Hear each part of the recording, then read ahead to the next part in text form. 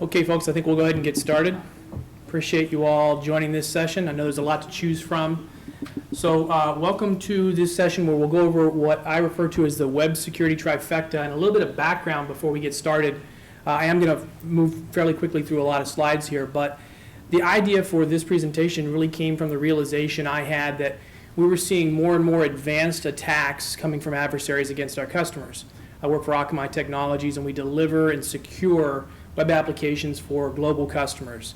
We see anywhere from 15 to 30% of the world's web traffic, so we have a very good vantage point. And the realization I had, and many others were having within teams I work with, were that with these advanced attacks, we were seeing the most success with a variety of tools at our disposal. And those tools gave us the visibility and the response capabilities that we needed to really deal with some of these more advanced adversaries some of our customers were seeing. We'll dig into and look at a couple of examples about what I'm talking about. But first of all, in this presentation, what we're going to cover, first take a look at and examine the never-ending battle of protecting our web applications against the attackers that want our data, that want to gain a foothold within our resources. We'll also examine how bots are being used by malicious actors to up the game on their side. And then we'll go into the three pillars of protection: a web application firewall, a flexible bot management solution, and then also actionable threat intelligence. More specifically, when we look at securing our web applications, there are multiple perimeters that need different security tools. So from an application layer security perspective, there are lots of things to take into account. So things like scalability. If you're in line, you need to be able to handle the SSL termination and decryption. The cumulative rule scoring sets that give you an advantage over a flat, large rule set. Things like tunability. How can you maintain accuracy over time as threats evolve, and so do your applications? Granular rate controls. These are things that are kind of a bonus from many people's perspective when you think of a web application firewall. Having rate controls to also handle attacks against availability is a bonus.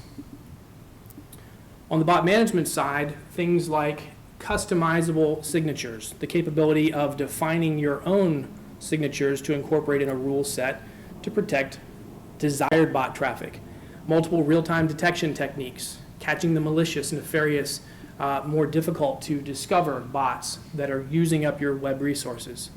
Classification capabilities so you can get a granular perspective on what your bot traffic is, and then be able to apply different responses. So having a whole toolkit of responses to apply to those categories. And from an event visibility perspective, having threat intel that's gathered and validated against a global rule set, there's strong correlation there. Threat intelligence that is able to identify hosts based on previous malicious behavior and then give you the capability of taking action. The importability and applicability of that data needs to be both timely and flexible. So these are the three pillars that we will go through. But first, as I said, let's take a look at the constant battle of protecting our web applications. And for this, I have a few perspectives for you. Based on our global perspective, we gather a lot of data, and we turn that data into consumable intelligence for our customers. Monitoring for trends, looking at attack vectors, looking for what's coming next is part of the thing that we do on a quarterly basis and provide that to our customers and to the general public. One thing we've seen consistently as far as web application attack vectors go, local file inclusion and SQL injection are the top two attack vectors. In Q2, in fact, they were about 90%, are seen in about 90% of the web application attacks that we witnessed. Behind that, we've got cross-site scripting, remote file inclusion, PHP injection, and a few other vectors. But the two largest there, they're very well known. They're on the OWASP top 10.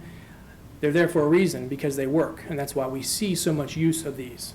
For those not familiar with them, local file inclusion is an attack where the attacker is actually accessing resources that are already on the web server through means that they should not be. So they're putting input in that's not being properly validated, and therefore they have access to files and folders they should not. SQL injection is where you're passing SQL query parameters into an input field. They're not being properly sanitized, and you're then able to exfiltrate data, execute administrative functions, all things you don't want users, especially nefarious users, doing on your website. So who's getting attacked? We, like I said, track this data and analyze it from a lot of different angles. Obviously, there are some verticals that see a lot more attacks than, say, public sector. Retail, financial services, hospitality, like hotel and travel, they see a lot of this. But in fact, when you look at public sector, last year, Q4, we were at kind of a low of 1.31% of the attacks we witnessed were in PubSec. First quarter of this year, that number went up to 4%. Then in Q2, it went up again to 5%. So it's definitely an upward trend now. And when we look back a whole year to Q2 of 2015, that number was at 9%. So 9% of all the web application attacks we saw a year ago were against public sector customers. That number went down to 7% in Q3 of last year and bottomed out at the end of 2015. So a bit of a cyclical trend like we see in a lot of things with security. We don't just sanitize the data and present it as clean, neat, rounded numbers. We have all the specifics here. And so when we talk about 5%, it's really 5.08%, and nearly 15 million rule triggers we witnessed against public sector customers. We also track the verticals that see even less. And that's important data as well, even though it's a smaller set, because many times we can capture and see future attack trends in these smaller data sets. So we manage all the data, and we use that for our own intelligence. So who are the top targets from a nation perspective? It may be no surprise to most of us, but nearly 2/3 of the attacks in Q2 were against US-based targets.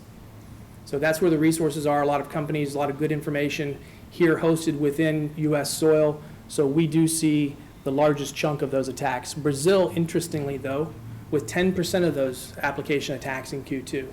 That has been on the radar now for a few quarters. And kind of going along with that, this is a new thing, seeing a full 25% of the web application attacks coming out of Brazil.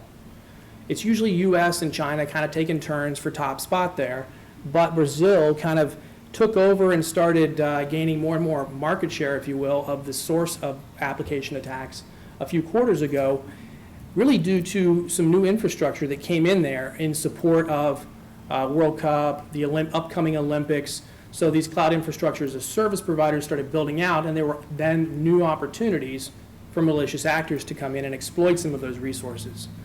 They are attacking, obviously, with 10% of the attacks being directed at Brazil targets. They're attacking targets there, but they're also using that platform to attack targets globally and in the US.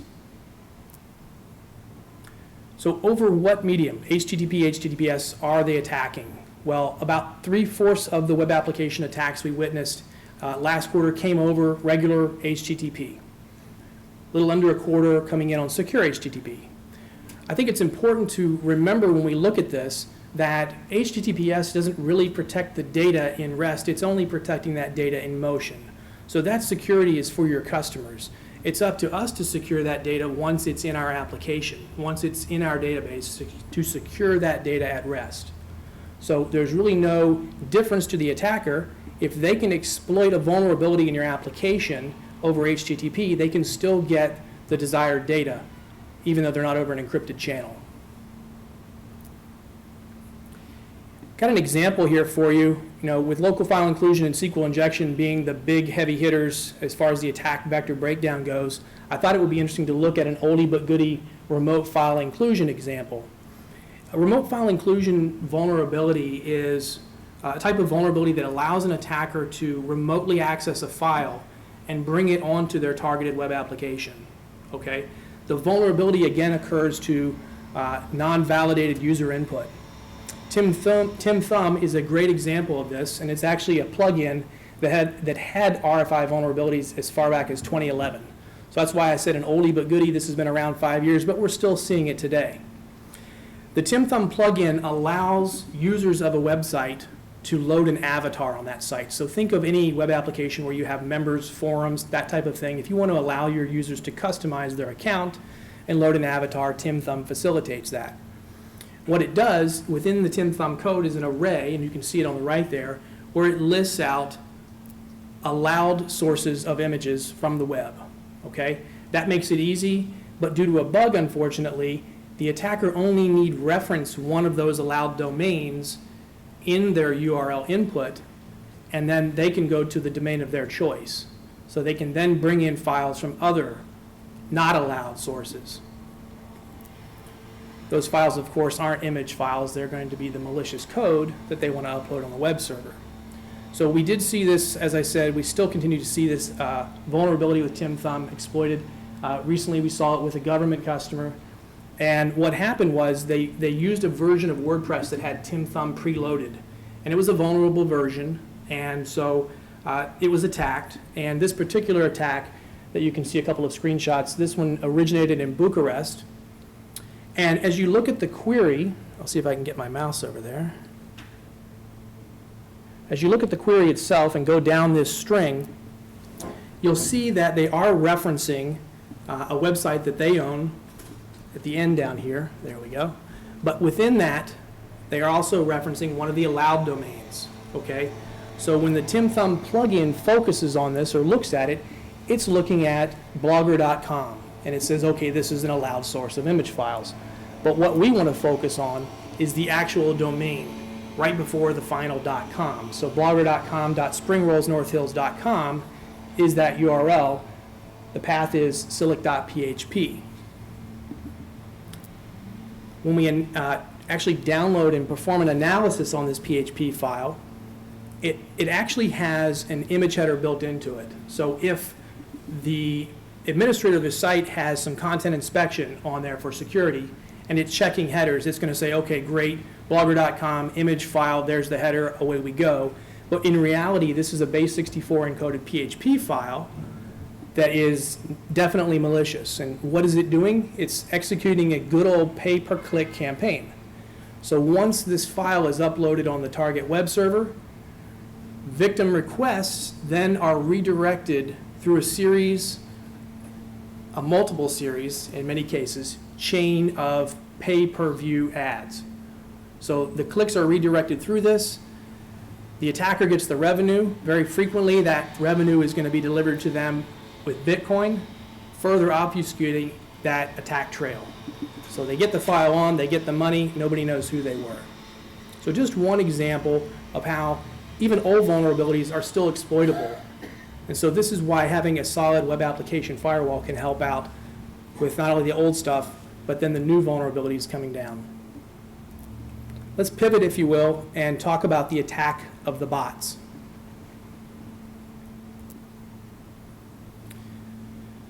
Actually, before we go forward, in case everybody's not familiar with what we're talking about when we speak of bots, with reference to the internet and web applications, a bot is really anything interacting with your website that's non-human. If it's a human, it's a human. If it's not a human, it's got to be a bot. So it's a software program, and it can do good things. It can do things that you as a site owner want. It can do things in the completely opposite end of that spectrum, things you absolutely don't want. So to give you a perspective on how pervasive it is, and I know this is a small graphic, I couldn't figure out a way to make it bigger and still show everything, but there will be a copy of this available for you. We did a 24-hour snapshot of all the traffic on the Akamai platform, and what we saw in that one-day period were 2 trillion bot requests. They represented 43% of the traffic that day. And this is excluding bots that were executing overt malicious behavior, like executing denial of service attacks and actual web application attacks, okay? So excluding that, we've still got a large chunk of the traffic that's bot-driven. Of that, 28% were declared bots. So declared bots are bots that are basically good bots. They're friendly, they identify themselves, you know their origin, you know their intent, and they're stable bots, and you can identify those with signatures. They do things like web search engine crawling, SEO bots, cataloging of data for data analytics, things we may desire. The next big chunk, or the biggest chunk of data, however, were 63% of the bots, and these were actually detected automation tools and scraping campaigns. So this category, compared to the previous 24-hour snapshot we had done the previous quarter, represented a 10-fold increase. So these are the more malicious bots, and what they were doing is more overt things like avoiding detection by impersonating real users, impersonating browsers, impersonating search engines, and they were engaged in more nefarious activity like aggressively scraping for fraudulent purposes. So if you are the owner of a site or web application, this may be your view of the traffic. But when pushed, you may say, oh yes, well the blue is our actual legitimate traffic. The red, however, that's our bot traffic, because everybody has bots, right? But that's still a big chunk of unknown stuff. Once you get visibility with a flexible bot management solution, you can start to understand what are these bots that are coming and making requests of my resources, and what are their goals.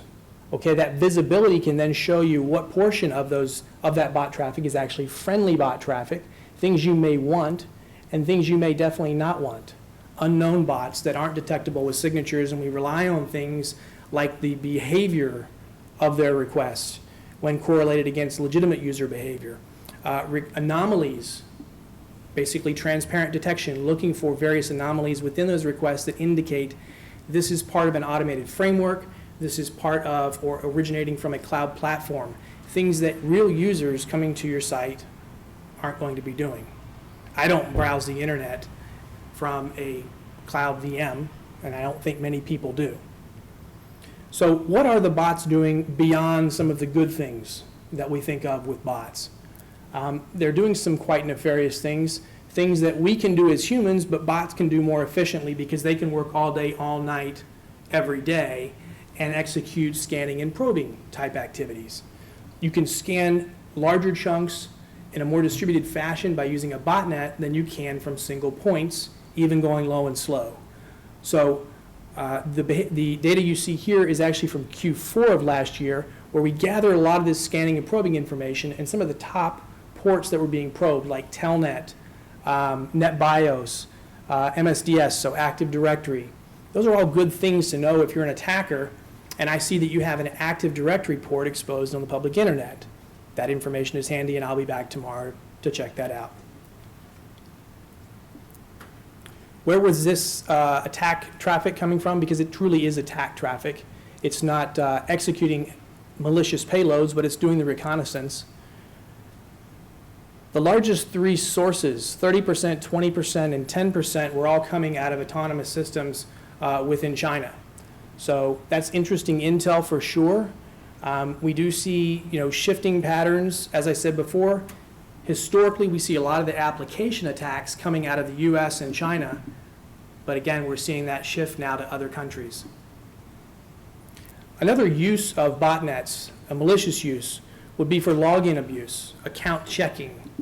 We're seeing more and more of this, and again, going back to the crux of the idea of why to present these topics juxtaposed to you, account checker attacks really rely on database dumps from big breaches, the breaches we hear about all the time, breaches we hear about that kind of shock us, 500 million Yahoo accounts being exposed. So I'm talking about username and password combinations. That's great data for that site. Okay, but they're probably going to rotate their passwords. But how many people reuse passwords? Too many. And how many people's username is their personal email address? A lot. So account checkers take this data and they run it against other sites where they'd like to see if they have a valid account login credential set. And so to do that, they use botnets because they can do it in a distributed fashion. They can do it whenever they want for as long as they want, rather than people behind keyboards trying to bang out 500 million account checks. So what are some of the techniques that are used by attackers account checker attackers. Randomization of user agent headers and actually randomizing and changing up the order of the header fields in general. This helps avoid signature detection. Once you lock in, they flip it around. If I've got 1,000 different user agent strings, it doesn't matter even if they're all correct, you're not going to be able to lock in if you're targeting the UA. They may target alternate login points, mobile, legacy, API login gateways. This was actually leveraged in an attack a little over a year ago. It was successful against a very large target, going after a QA login that did not have the security controls that the public login did. Account checkers are going to definitely use botnets and originate their source from a very widely distributed set of IPs, global, if you will. 10,000 IPs is a nice small data set. 10 million is more normal, okay? Then they run these through proxies, VPNs, come in low and slow. If they come in at 100 requests per second from a source, that stands out like a sore thumb. Any of us can spot that in some log data.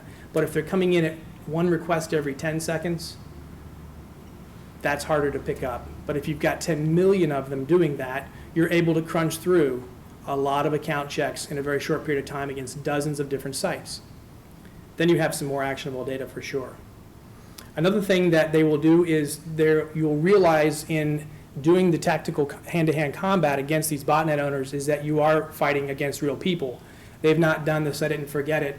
And when they detect that they've been discovered or you're locking onto them, serving them a 403 forbidden, they're going to change their tactics and they're going to come at you differently.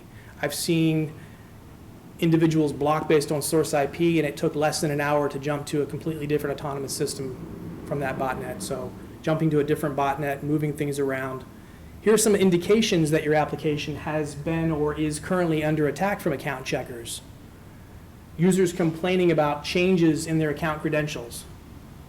Example would be a mailing list. If they have any reason to have a mailing list on a site, suddenly that changed, that might be an indicator. Multiple other users. So you see a lot of users having alterations to their account in the same time frame. Similarly, you see a lot of failed logins in a short time period and locked accounts.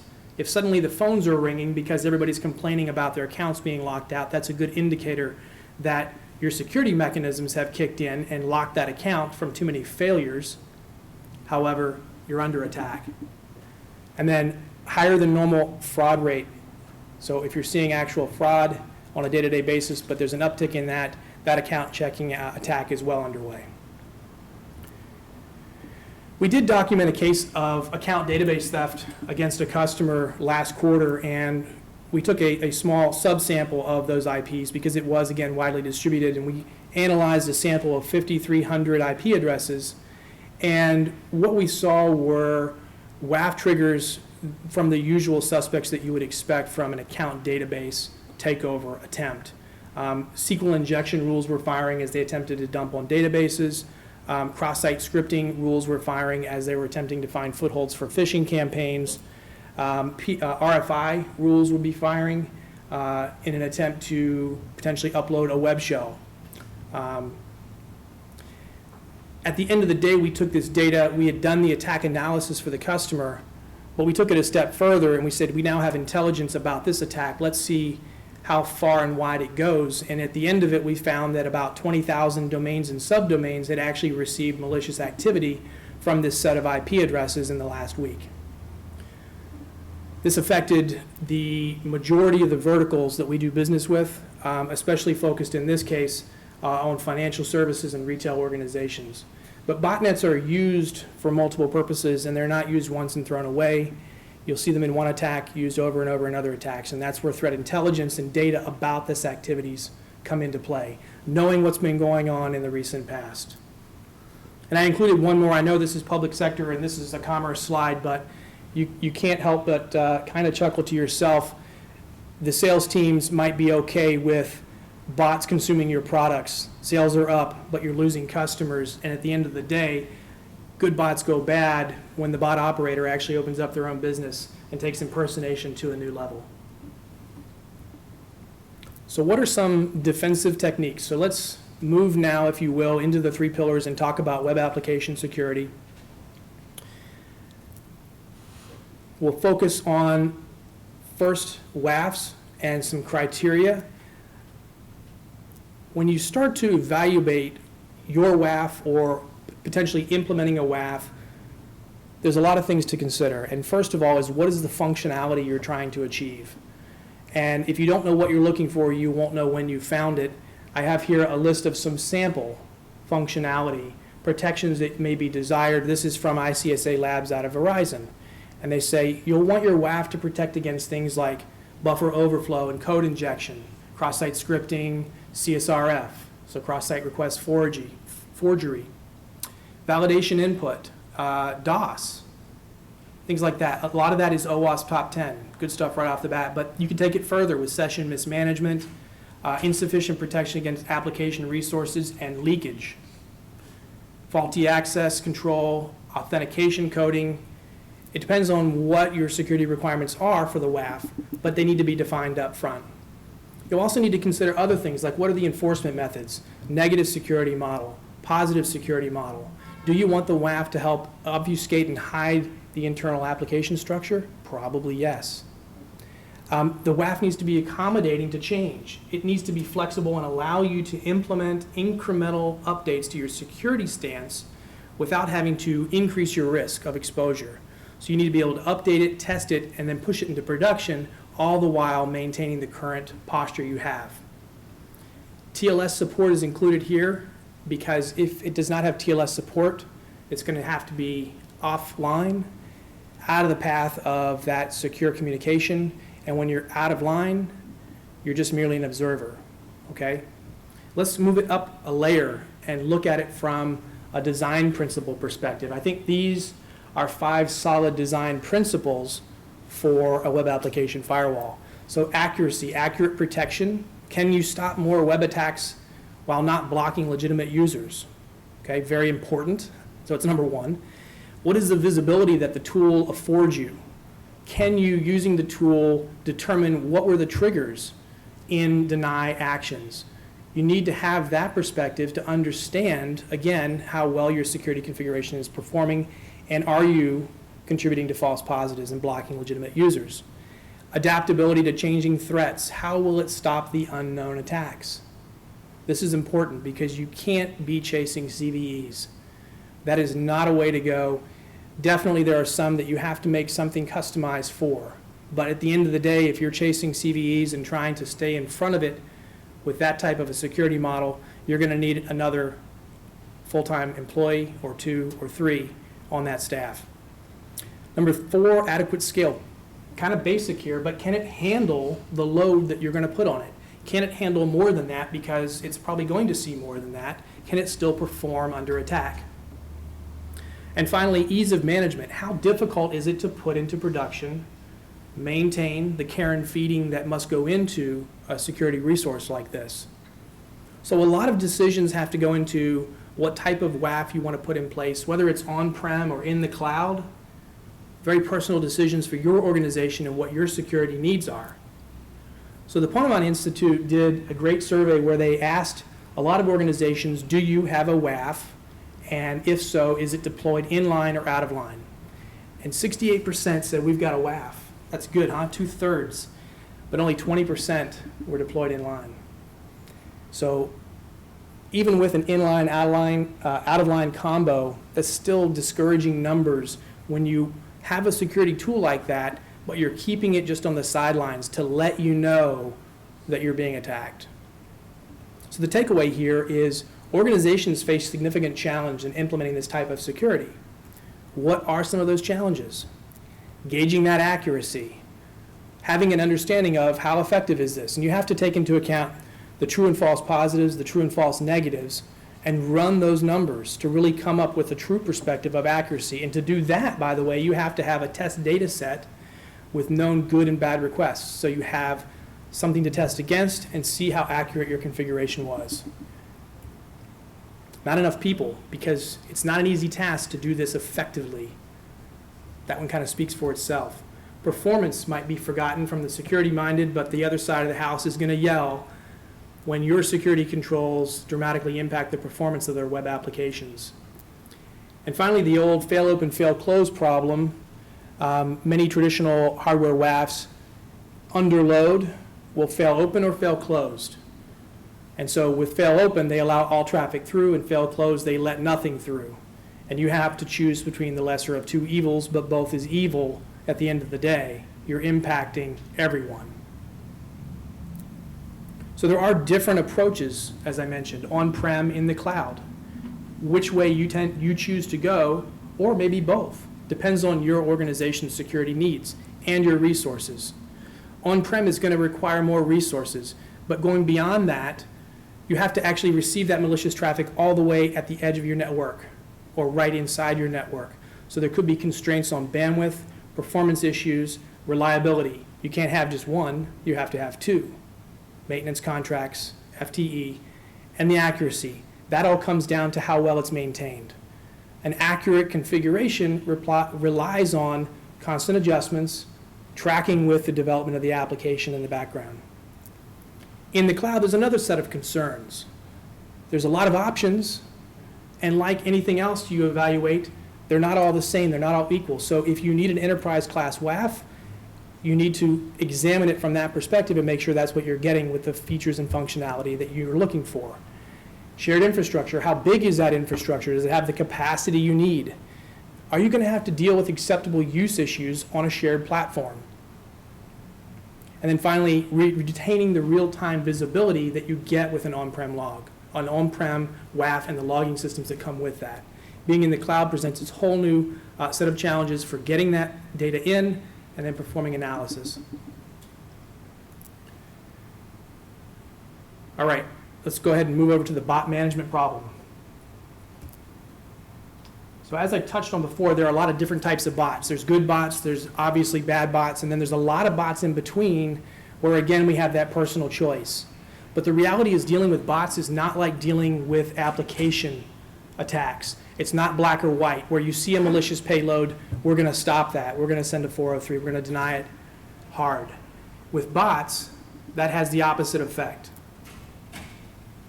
So what we definitely need is a methodology. We've got good bots, we've got bad bots, we've got the ugly gray bots in the middle. We need a way to sort those out. So if we compare desirability on the bottom and aggressiveness on the top, in the bottom right, we see highly desirable, low aggressive bots. These are welcome bots, good friendly bots, things like search engines and SEO bots. In the top left quadrant, we've got the opposite, highly aggressive, not desirable. Think scrapers for fraudulent purposes. They're hitting you hard, they want the data, and they want it now. These are pretty easy. The gray areas are the other two corners of this. The top right, highly desirable, but highly aggressive. These could be other scrapers. These could be partner bots that don't really play along with the rules as the way you've defined them. Can you manage them in a way so that they still do what they need to do, but not impact your resources? And in the bottom left, low desirable, low aggressiveness, we're back to account checkers, okay? They're coming in low and slow, and they're up to no good. So I mentioned that managing bots is completely different from managing application vulnerabilities in that it's not black and white. The motivation is there by the bot operator. They're there for a reason.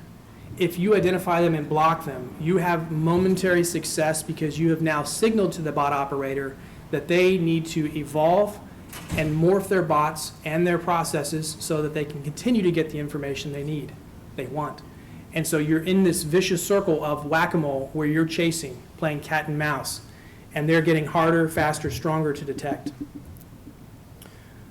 So instead of the bot management solution, what if you could do things that would allow you to detect the bots and manage them in a very granular fashion? Maybe slow them down, serve them alternate content, not necessarily alert them.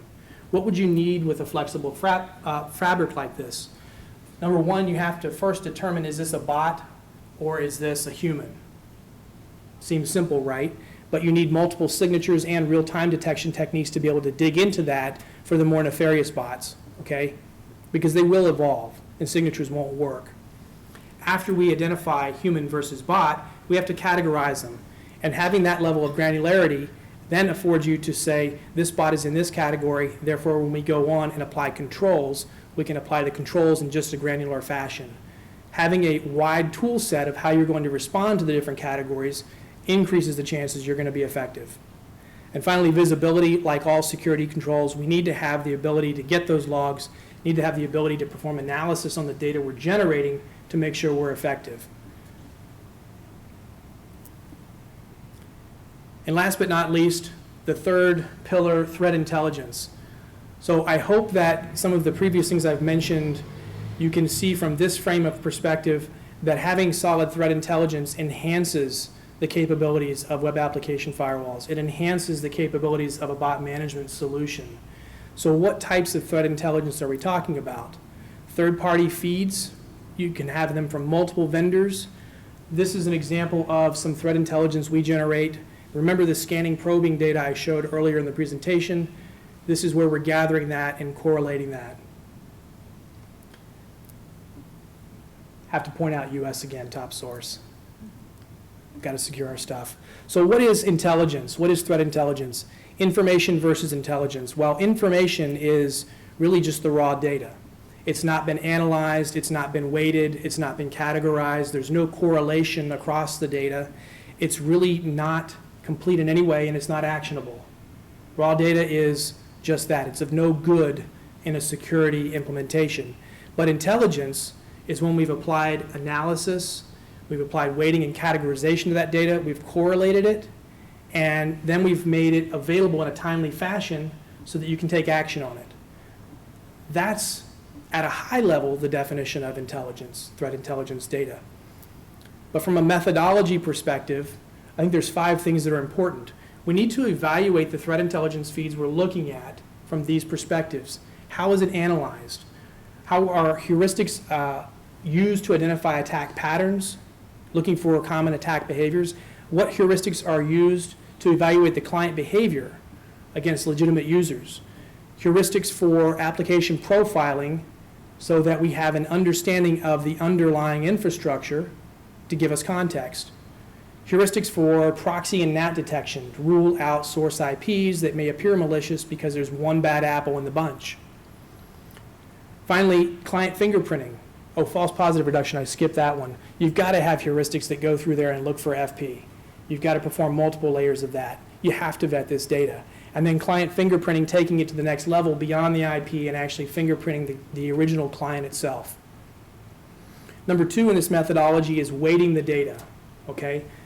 Looking at 4 things: the length of time the attack occurred, the persistency of it, the potential impact of the malicious payloads, so the severity, the magnitude of the attack, the number of attacks that you witnessed from this particular source, whether it's a client or a source IP.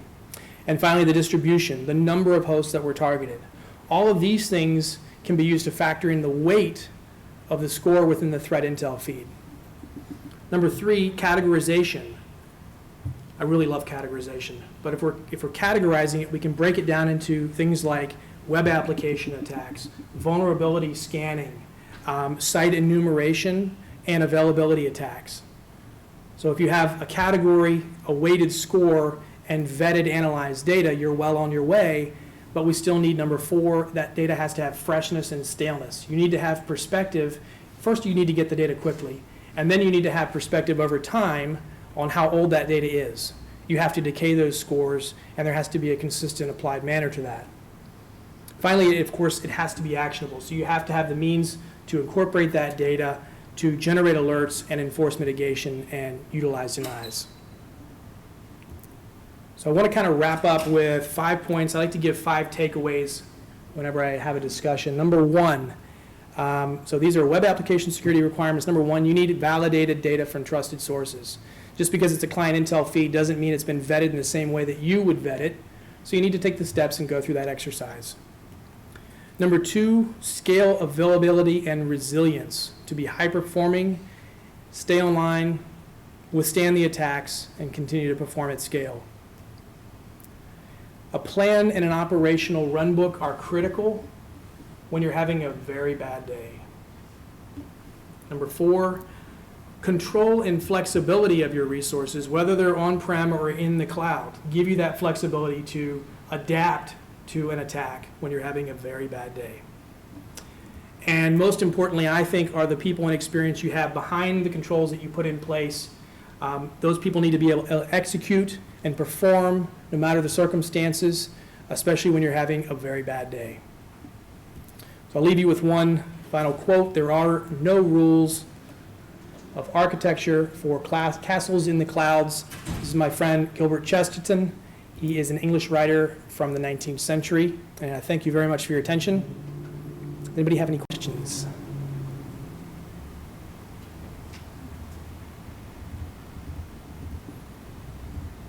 If you don't have questions now, come see our booth, Akamai Technologies. We'd love to talk with you one-on-one about some of the events that inspired me putting this presentation for you together, for you. So come by and see us, and we'll have a chat, okay? Thanks very much for your attendance. One more thing, if you could go into the app afterwards, give us a rating, we'd really appreciate it. Thanks, guys, really appreciate it.